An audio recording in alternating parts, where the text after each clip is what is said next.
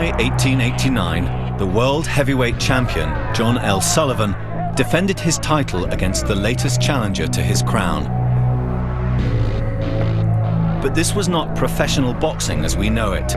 The protagonists fought with bare knuckles, and the fight itself was illegal, held in secret, deep in a Mississippi forest.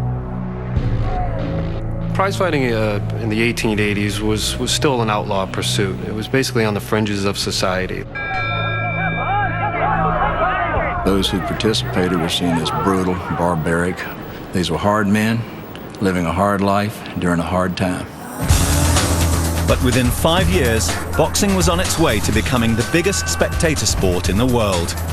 It was a revolution made possible by a new set of rules, a code of conduct which civilized boxing and made it socially acceptable.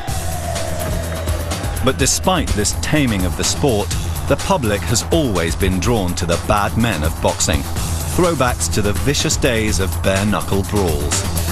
We're drawn to it while not even knowing we're being drawn to it. We think we're being repelled. We're being drawn. They explode in the ring. Miss, bang! From John L. Sullivan to Jack Dempsey in the Roaring '20s to Mike Tyson in today's multi-million-dollar extravaganzas, these are the champions whose natural aggressiveness has stretched boxing's code to its limits and beyond. If you talk about John L. Sullivan, Jack Dempsey, and Mike Tyson, those words, savage and explosive, apply to all three. They're almost like brothers in savagery. This is the story of our fascination with three of the most ruthless champions in the history of boxing. Fighters whose brutal instincts challenged but were ultimately tamed by the rules of the ring.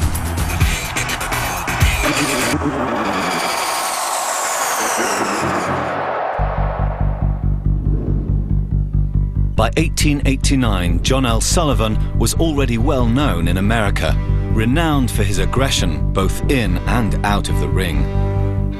John L. Sullivan was quite a fella. He liked the ladies, he liked drinking, he liked to parade into a saloon and slam his fist on the bar and proclaim he could whip any man in the place, and he could do it too. By today's standards, Sullivan's title fight in Mississippi was barbaric. Sullivan and the challenger, Jake Kilrain, fought with bare knuckles under the archaic London prize ring rules. Wrestling holds were allowed, and rounds only ended when one man went down. When the fight started, John L. rushed out, so we went right at him, took a swipe and missed. Jake Kilrain got a wrestling hold around his neck and threw him down, and within 5 or 10 seconds, Jake had won the first round. But the first round was deceptive. This was to become an epic battle lasting 75 rounds, over 2¼ hours. Despite the temperature of 105 degrees, Kilrain managed to drink a quart of whiskey during the fight. A lot of the fighters back then, Kilrain included, would use alcohol to kind of numb themselves during these fights, and you can understand why. It kind of dulled the pain, dulled their senses a bit. And these fights, again, were not, when you got into the later rounds of these fights, they weren't contests of skill. They were contests of endurance and power. As the fight drew to a climax, it was clear why bare-knuckle boxing was banned in every state in America. Both fighters had terrible injuries, and Kilrain was barely conscious. Kilrain himself was almost lumpy with swelling. He had purple and red welts all around his body where John had hit him, and his face, in some descriptions, was nearly unrecognizable. They said his wife wouldn't recognize him if she had seen him. And it dragged on for 75 rounds, and a tremendous amount of time for a prize fight.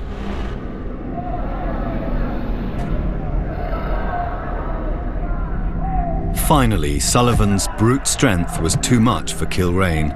After yet another knockdown, his seconds were unable to rouse him, and John L. Sullivan was declared the winner.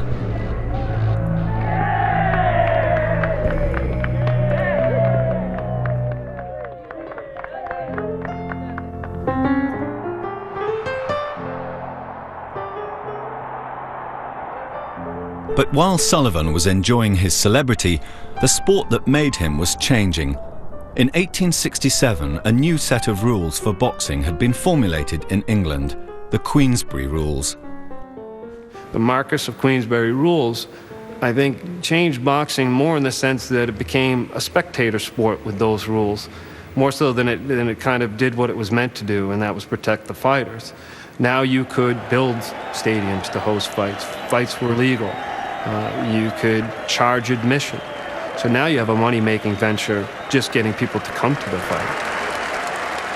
It was only on condition that the Queensberry Rules were applied that the authorities in New Orleans allowed Sullivan to defend his title there in September 1892.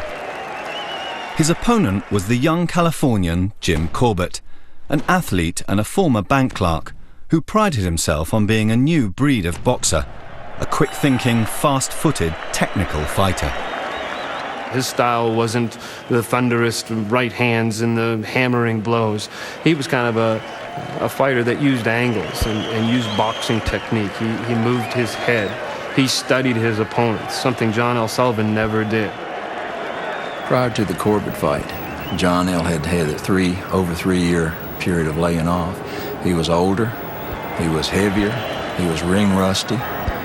He was not inclined to fight because he had great popularity without fighting. And it was a regimentation, a drudgery that he preferred to avoid. By the third round, it was obvious that Sullivan's usual bullying manner was not going to work against the scientific approach of Jim Corbett. Despite the Queensberry Rules giving him a minute's rest between each 3-minute round, Sullivan's lack of fitness made him an easy target for the younger man. The first punch that Corbett landed solidly broke John L. Sullivan's nose, and it was basically downhill from there.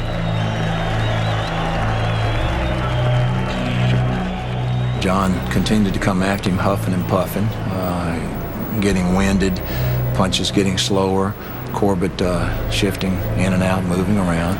It was pretty much indicative as to who was going to win. But the question was, when? At the time, the Queensberry Rules still allowed fights to last as many rounds as it took for one boxer to knock the other one out. Somehow, Sullivan kept going until the 21st round. Corbett stuck with his plan. His plan was to basically box, wear out Sullivan, and then knock him out when he was right for the knockout, which he did in the 21st round, and so ended the reign of John L. Sullivan.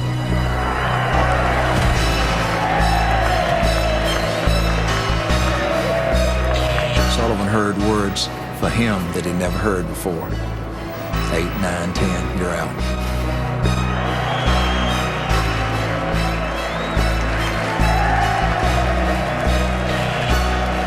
Sullivan came kind of from that older, slower world.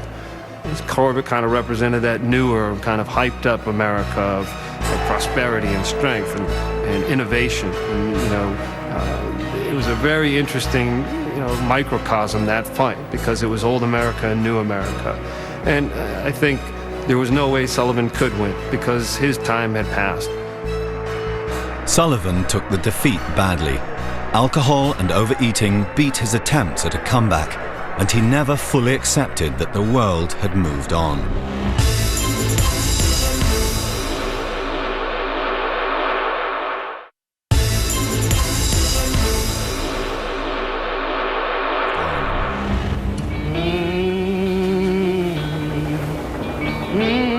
It was ironic then that the next great popular champion in heavyweight boxing would be another throwback to the older, slower America, but this time from the western frontier. In 1914, Jack Dempsey was a teenage vagrant, one of thousands of young vagabonds drifting round America.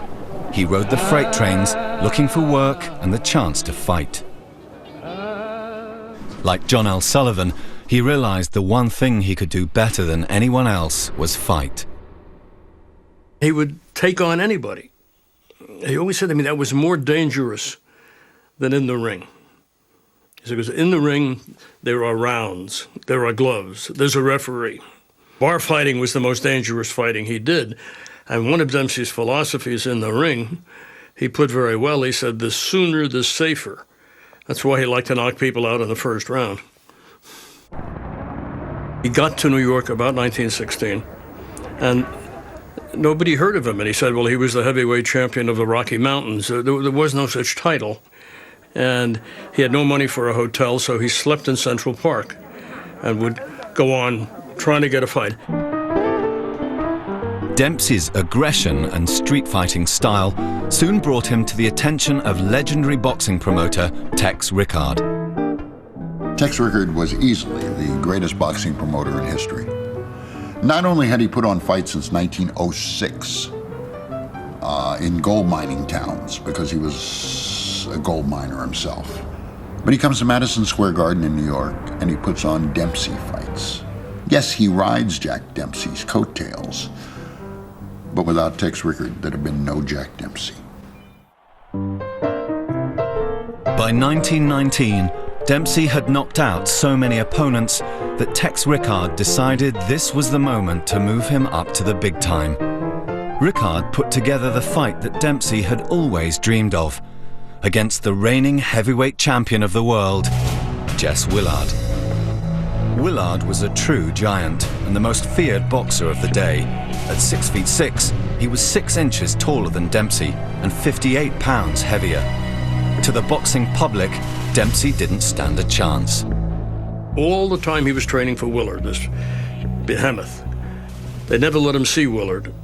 And his manager, Doc Kern, said, yeah, Willard's big, sure, but he's a tub of lard. He's out of shape. And Dempsey said, I got in the ring and I saw him. And he was 6'5", 250 pounds, and there was not an ounce of fat on him. He said, and right then I realized I was not fighting for the championship. I was fighting for my life. The fight took place in front of a crowd of 18,000 in Toledo, Ohio, on the 4th of July, 1919.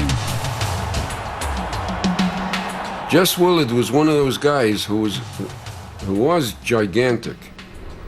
He was a mammoth among heavyweights. Wasn't much of a fighter, didn't have any speed.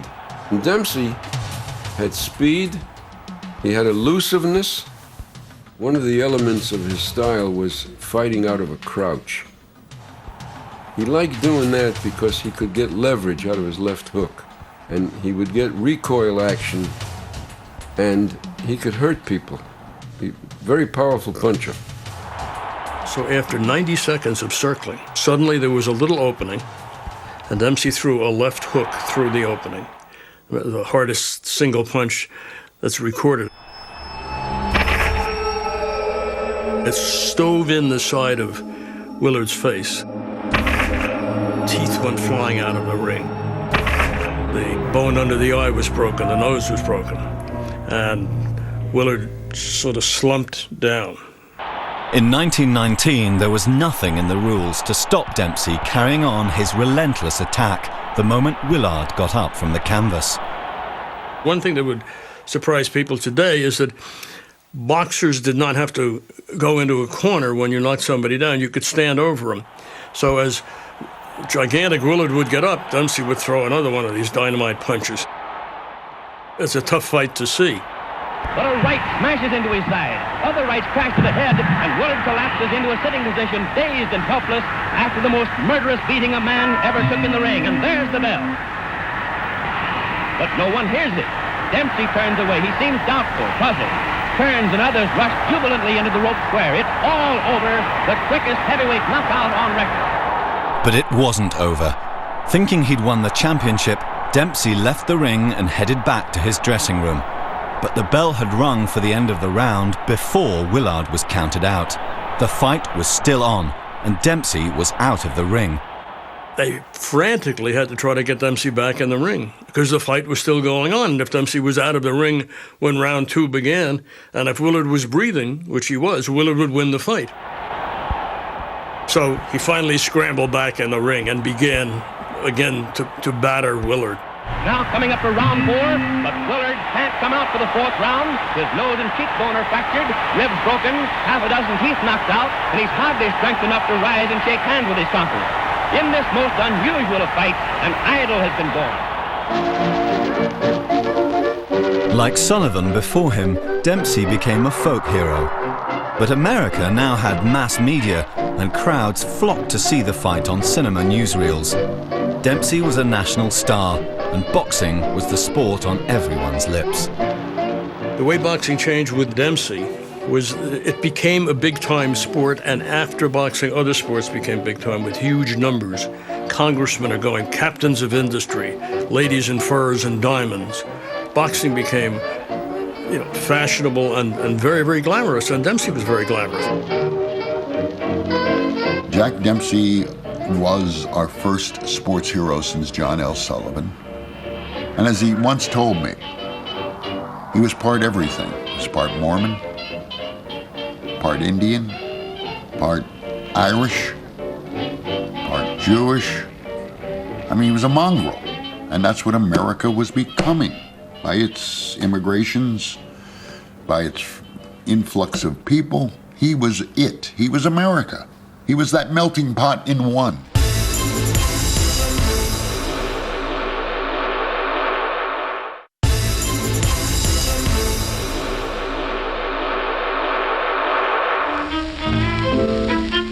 Success raised Dempsey's life outside the ring to stellar levels. Despite the clamour of his fans for more fights, he stopped boxing altogether and went into show business. And in the 1920s, that meant Hollywood. He was in this newfound medium called movies, even did a serial. Couldn't act worth a lick.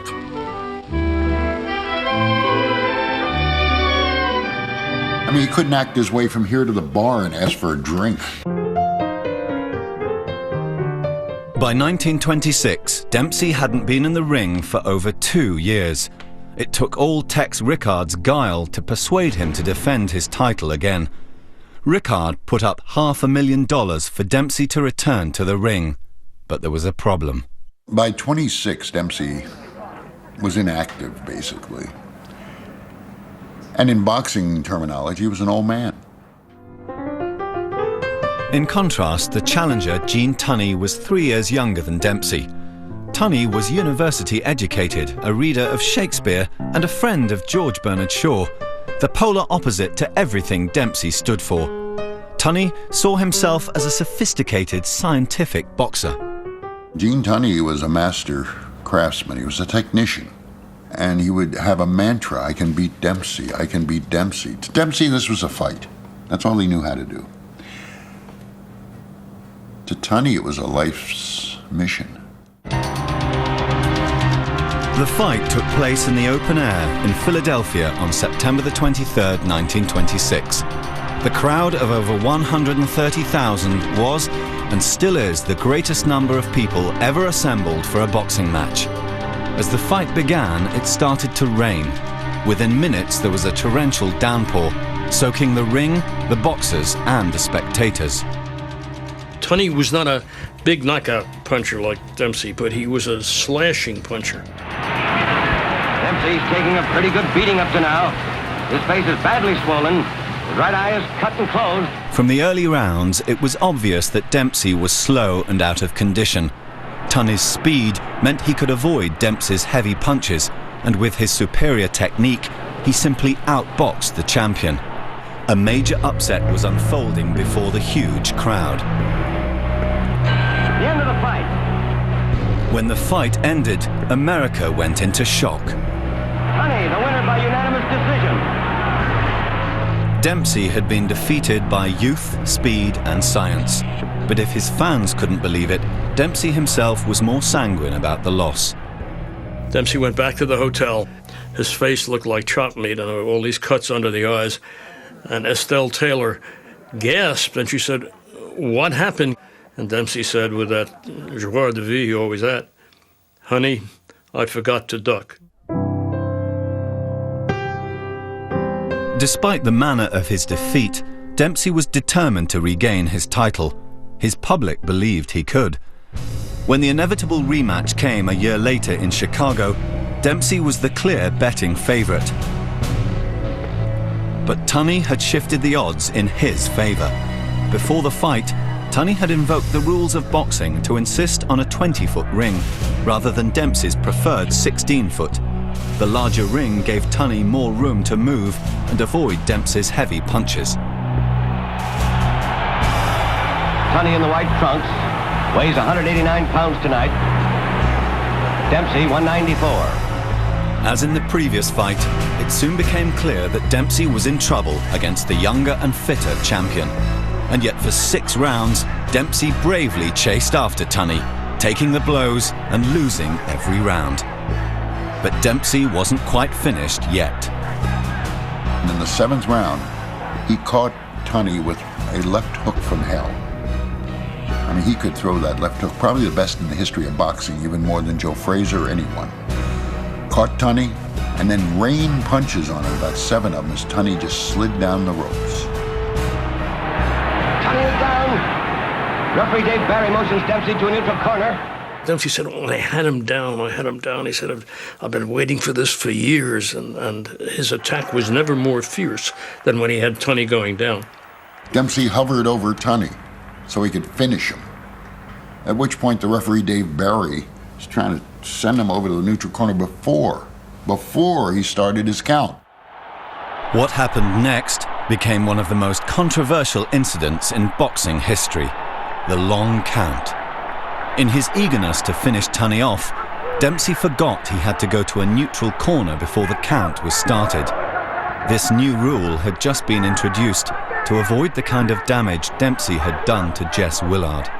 Which begets the controversy that Tunney was down for 14 seconds. The Dempsey fans insist more than 10 seconds have elapsed, but Barry's count is still going on. Count is 9, Tunney is up. Tunney got up and just ran, which Tunney could do. He could run faster backwards than he could forward. He'd always practiced it, and now he put it into operation.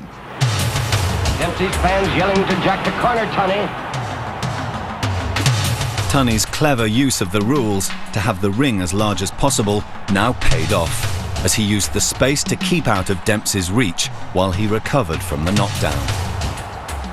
And he's running, and Dempsey throws a short right and slips. A right cross on the button, and Dempsey is down for a count of 1. The referee goes 1. Tunney wasn't in a neutral corner. Apart from that one moment, he was completely outboxed by the better conditioned Tunney and lost comprehensively on points. Dempsey never fought again, but although he'd lost to a more modern, sophisticated boxer, it was Jack Dempsey whose name became legend.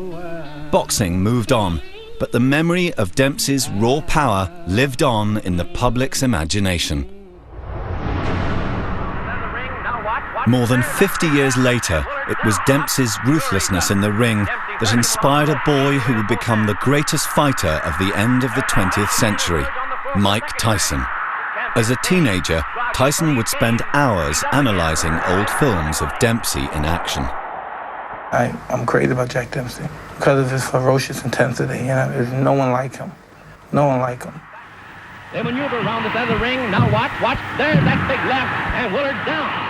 Again, back on the old fighters, I would like to be something like them. I would like to be not much flamboyant or something arrogant, you could say, but just to be in a way, yes, different from all the fighters nowadays.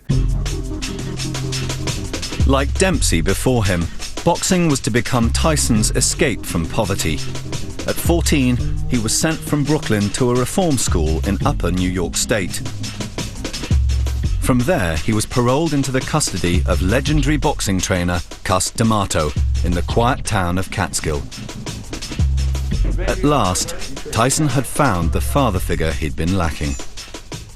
I looked at him. He showed him that he was strong, could take a very good punch, and would keep coming. So that, of course, told me the basic things I wanted to know. So I told him that, yes, he could be made a fighter. All right, I'm going to wait. Plus, when he found Mike, yes, Mike was a terrible kid.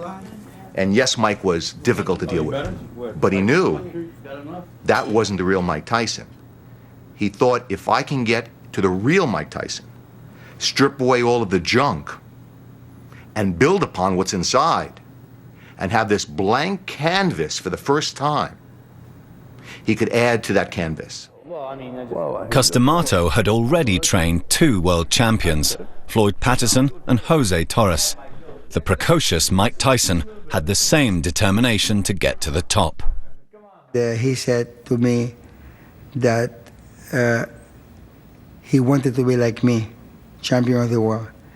And he was shy. Cus D'Amato told me that day, this kid is going to grow up to be the heavyweight champion of the world. And I thought that Cus was crazy. And I said, well, I hope so. He said, no, he's going to be the heavyweight champion of the world. By 1982, Cus D'Amato knew that the 16-year-old Tyson was beginning to show his true potential. Coming real good now.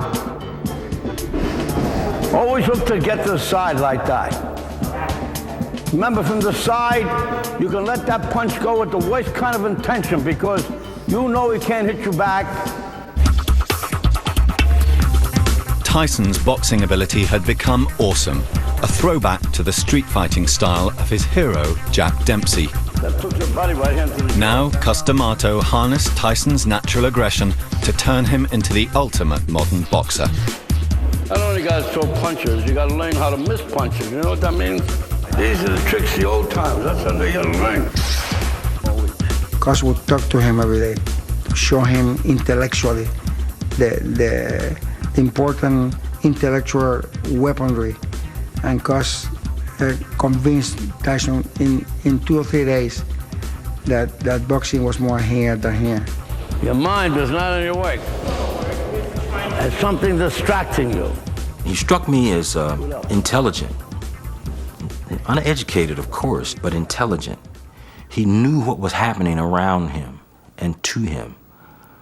It wasn't like he was just some lug, some lump. You know, he could understand things. I like being sometimes a little arrogant, a little bit, not much, just a little bit, and a little spoiled. I like that. That's me, and it's always gonna be me. I'm not gonna try to change it for nobody. Still only 16, Mike Tyson was introduced to the boxing world in the heats of the 1982 Junior Olympics. Punch the body. What are you gonna do when you get inside? I'm gonna open up like a son of a bitch.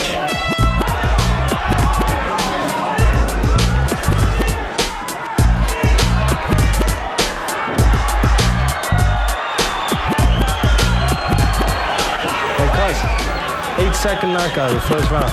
8-second knockout. I was so certain that he would win the tournament, which most people thought I was crazy. I went and ordered a big banner to string across Main Street in Catskill here. Welcome home, champ. Very, very strong. Brown has taken... True to Cus D'Amato's prediction, Tyson went on to win the Junior Olympic title. A new era in heavyweight boxing was about to begin. Look at old Tyson jump on the ropes. That is it. They threw the towel in. They didn't want to see his boxer hurt. I think the towel hit the canvas about 35 seconds into the fight. Look at old Tyson. He's rolling on the ground with joy. Tyson turned professional in 1985. In the next year, he fought 17 times and knocked out every one of his opponents. Now he was being hailed as the most exciting new heavyweight boxer since Muhammad Ali. Knockout after knockout after knockout. The new Jack Dempsey. And the public felt that, and they loved it. The miracle of Tyson was that he was so much smaller than the other heavyweights he was facing. He was tiny. He didn't have the arm reach to stand off and be scientific and use the jab. He had to get into you and hit you harder than you could hit him and do it fast.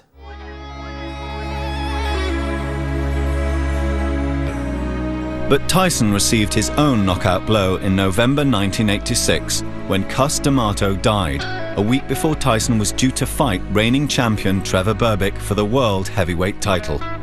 Despite his grief, Tyson insisted the fight go ahead. Both wearing black, Berbick with the high black stockings. As the contest began, Tyson's team were anxious that his focus might not be on the fight. But in the second round, Tyson showed the world the kind of fighter he really was. Is to twice. There's another big shot by Tyson. Berbick in a heap of trouble. Down he goes. Cus D'Amato's predictions now became reality as Tyson demolished Trevor Berbick to become the youngest ever heavyweight world champion. That was a right to the body and an uppercut to the head, and Berbick is down.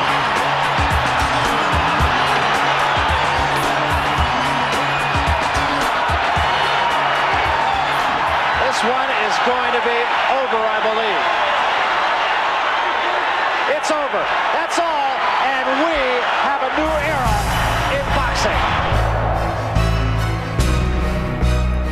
After the fight, he said something wonderful. He said, that Cus was in heaven, looking down, telling all the great fighters, my boy made it.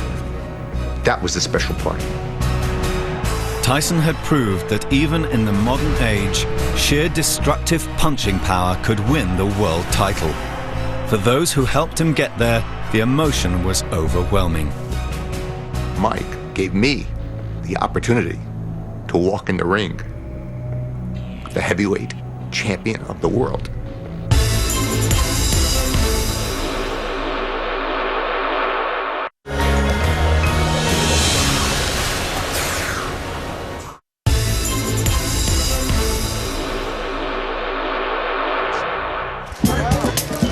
Like Jack Dempsey before him, success turned Tyson into an international celebrity.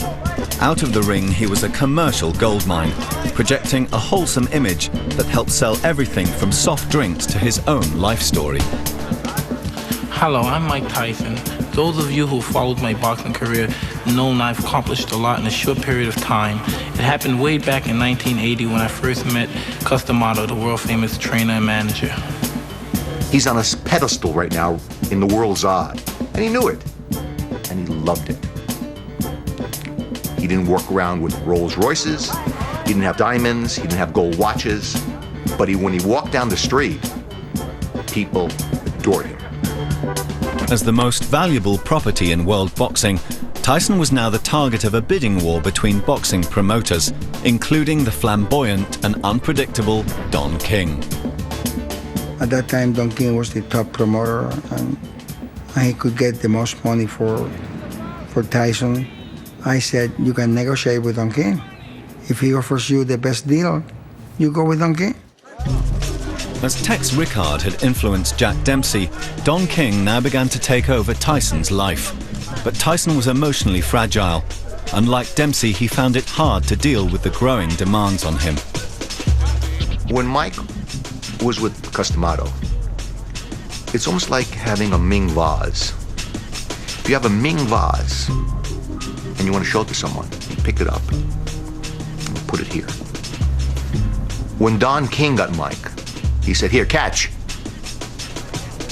Every decision made for Mike was in Don King's best interest. In the same way that Cus D'Amato's personality rubbed off on Mike Tyson. Don carefully and calculatingly put all these layers back on Mike. The hate, the racism, all of that demeanor that Don knew would keep Mike away from everyone. That's not the real Mike Tyson. In another strange parallel with Jack Dempsey's life, at around this time, Tyson fell in love with an actress, the television soap star Robin Givens. Mike had been seeing Robin in 1987, and when I spoke to her at that time, whenever I interacted with her, or anyone else did, she was warm, she was kind, she was wonderful, until the day they got married. And it was a completely reversal. I'm Mrs. Mike Tyson, I'm taking over. But after only 8 months of marriage, Tyson's world fell apart when Robin Givens left him and filed for divorce, claiming Tyson was a violent manic depressive. She walked away with half his fortune. But in the ring, Tyson was still invincible. That is, until a routine defense of his title against the 40-1 outsider James Buster Douglas in Tokyo in 1990. If he's able to hold Mike off, this thing could go a few rounds. If he can't hold Mike off, Mike will dispose of it early. For the first few rounds, Tyson was lethargic and slow. It seemed that his problems outside the ring might be affecting his performance in it. But in the 8th round, normal service was resumed.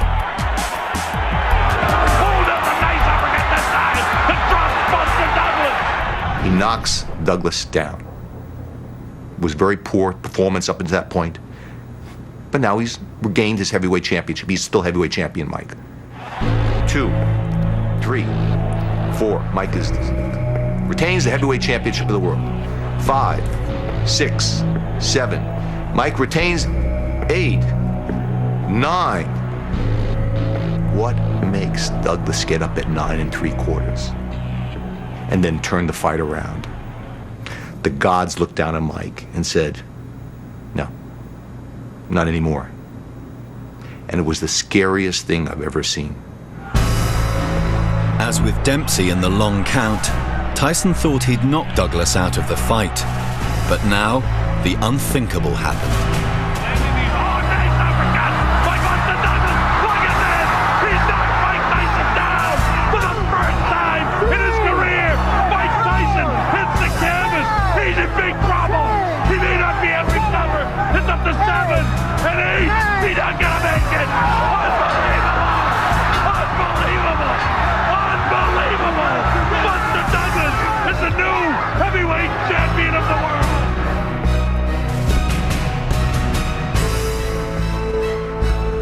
For the first time, Tyson was shown to be fallible in the ring.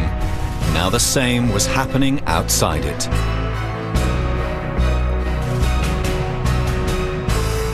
After the Douglas fight, physically Mike was still fine, but emotionally and mentally Mike is shot.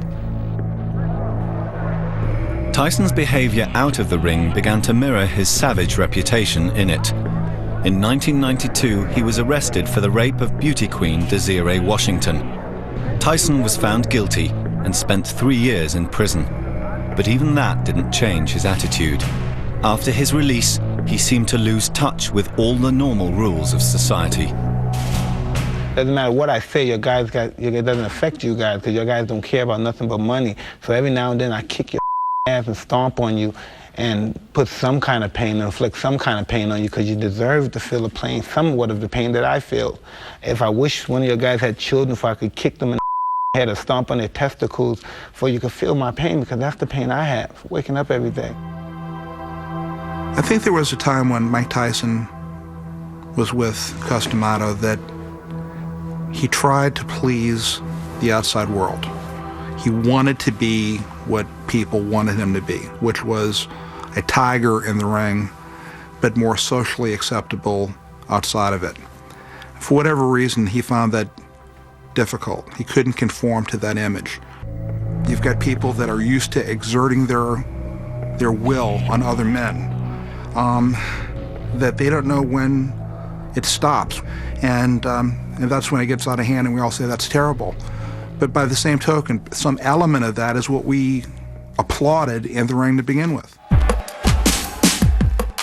Despite a second prison term for assault, Tyson remained a huge box office attraction. In 2002, he got another shot at the world title against reigning champion Lennox Lewis.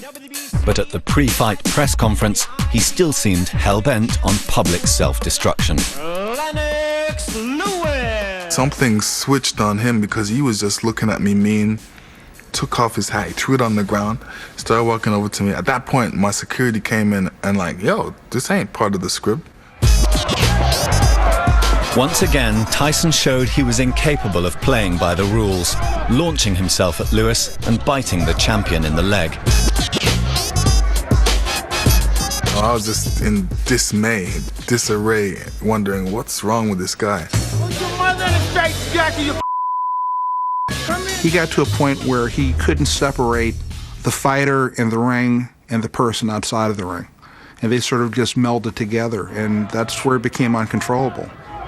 In the events leading up to his fight with Lennox Lewis, I just think he was a man out of control. He was no longer Mike Tyson the boxer, he was Mike Tyson the maniac. After Tyson's outburst, he was banned from boxing in Nevada, where the contest was due to take place. State after state refused to let him box. Finally, the fight was held in Memphis, Tennessee in June 2002. But in the boxing world, this was an outlaw fight, eerily reminiscent of the illegal bare-knuckle world of John L. Sullivan more than a century before. When we got into the ring, there was like, first time I've ever seen that, a body of men, you know, like a human chain across the ring. It's interesting. But my focus was just on Mike Tyson. The bell goes, referee Eddie Cotton, who's no small man himself, some 6'5", in against these two men who've been destined to meet. After the first few minutes, it was clear that Tyson was long past his ferocious best. Mean, menacing, good right through the guard of Tyson, and again, this is two good shots from Lewis. Tyson comes back with a left, but was pretty ineffective. Lewis was winning every round, outboxing, outmaneuvering, and outpunching Tyson.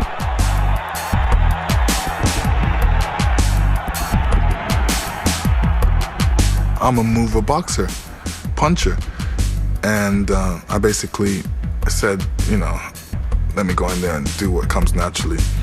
I did, and you know, he couldn't touch me. You're fighting for the heavyweight championship again. You understand? Not many people can do that. You understand? But if Tyson was going to lose, how would he take defeat? Would he resort to the shameless rule-breaking tactics he had used before? The answer came in the 8th round. And Lewis sensing that this is going to be his contest. There's a great right hand. Down he goes. Surely that's it all over. As the ref was actually counting, you know, I was watching, and after he reached 5, I was counting with him, man. And then I realized by watching, you know, Mike, he didn't really want any more, and it was, you know, he basically had enough. Well, the bloodied face, I'm sure, of a defeated former champion. Both eyes in a mess, and the referee has called it off, and Lewis has achieved the destiny he always felt was going to be his, and he points to... You know, he fought valiantly, you know, he tried his best, but, you know, I was the better man that day. Mike Tyson, Jack Dempsey, and John L. Sullivan were all products of their era. They were also throwbacks to an earlier time, old-school prize fighters in an increasingly sophisticated world. They were tamed by the rules and were beaten by youth, fitness, and science. Yet it's these bad men of boxing, with their brutal, ferocious intensity, who have gone on into legend. You can win a certain way and nobody cares. But if you got that right hand, that knockout power, that is like having the pipe of the Pied Piper. That is like having the lute of the snake charmer, and we're all the snakes. We're drawn to it while not even knowing we're being drawn to it. We think we're being repelled. We're being drawn.